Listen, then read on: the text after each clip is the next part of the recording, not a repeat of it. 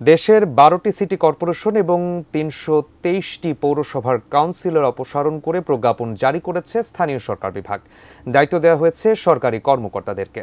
৫ আগস্টের পট পরিবর্তনের পর বেশিরভাগ পৌর কাউন্সিলররাই গা ঢাকা দিয়েছেন। পৌর সেবার মান উন্নয়নের দাবি এলাকাবাসীর। প্রতিনিধিদের পাঠানো তথ্য ছবিতে থাকছে ডেস্ক রিপোর্ট।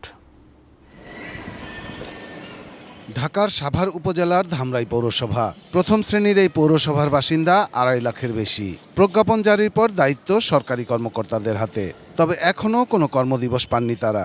এদিকে ছাত্র জনতার আন্দোলনের সময় ভাঙচুর ও অগ্নিসংযোগে ক্ষতিগ্রস্ত পৌর ভবন, তাই নথিগত বিভিন্ন সেবার ভবিষ্যৎ নিয়ে উদ্বিগ্ন পৌরবাসী। ময়লা টয়লা গাড়িগুলো পুড়ে ফেলানো আর অন্যায় না। কাগজপত্রের প্রয়োজন হয়, কাকে বান যাইবো আর কার কাছে থেকে বান কার উদ্দেশ্যে আমরা কাগজপত্র দিব। অফিসে কম্পিউটার নাই, গ্যারবেজ ট্রাক নাই, ময়লা আনা পারতেছে না, আর অনেক সমস্যা। খুলনা মহানগরীতে ২০ লাখ মানুষের বাস। জলাবদ্ধতা ও রাস্তাঘাটের বেহাল দশা, নির্বাচিত কাউন্সিলরদের অনুপস্থিতিতে নগরের অন্যান্য সমস্যাগুলোকে আরও জটিল করেছে। নগরীর ৩১টি ওয়ার্ডের বর্জ্য ব্যবস্থাপনায় এখন ঢিলেঢালা ভাব। টাইলক্স, যার অ্যান্টিব্যাকটেরিয়াল এজেন্ট টয়লেটের কোনায় কোনায় পৌঁছে ৯৯% জীবাণু ধ্বংস করে। টাইলক্স টয়লেট ক্লিনার, ক্লিন মানেই টাইলক্স। প্রান্তিক ওয়ার্ডগুলোতে সেবার মান আরও নাজুক। প্রশাসকরা দায়িত্বে এসে ভোগান্তি লাঘব করবেন সে আশায় নগরবাসী। এমন বেশ কিছু কমিটি করতে পারে যার মাধ্যমে নাগরিকরা তাদের সুবিধা বঞ্চিত যাতে না হয়। সর্বোত্তরের জেলা পঞ্চগড়ে ৩টি পৌরসভা।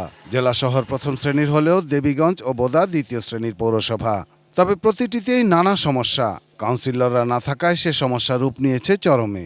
পঞ্চগড় শহরে নতুন আতঙ্ক পাগলা কুকুর। এরই মধ্যে কুকুরের কামড়ে আহত হয়ে হাসপাতালে ভর্তি হয়েছেন ১৩ জন। ব্রাহ্মণবাড়িয়ায় সদর ছাড়াও আরও ৪টি পৌরসভা আছে: নবীনগর, বাঞ্ছারামপুর, আখাউড়া ও কসবা। এসব পৌরসভার কাউন্সিলরদের বেশিরভাগই আত্মগোপনে থাকায় অধিবাসীরা অনেক ক্ষেত্রেই এখন সেবা বঞ্চিত। দাপ্তরিক সেবাগুলো চলমান থাকলেও বর্জ্য অপসারণ, পয়ঃনিষ্কাশন বা রাস্তাঘাটের সেবায় এখন অচলাবস্থা। দায়িত্ব নেওয়া প্রশাসকদের কাছে জনগণের প্রত্যাশা তাই অনেক। এটা কিন্তু বিঘ্নিত হচ্ছিল, এখন যেহেতু প্রশাসনের কাছে চলে গিয়েছে, প্রশাসন আশা করি এই সেবাটাকে দ্রুত করার চেষ্টা করবে। Shahidul Rana, desk report, ATN news.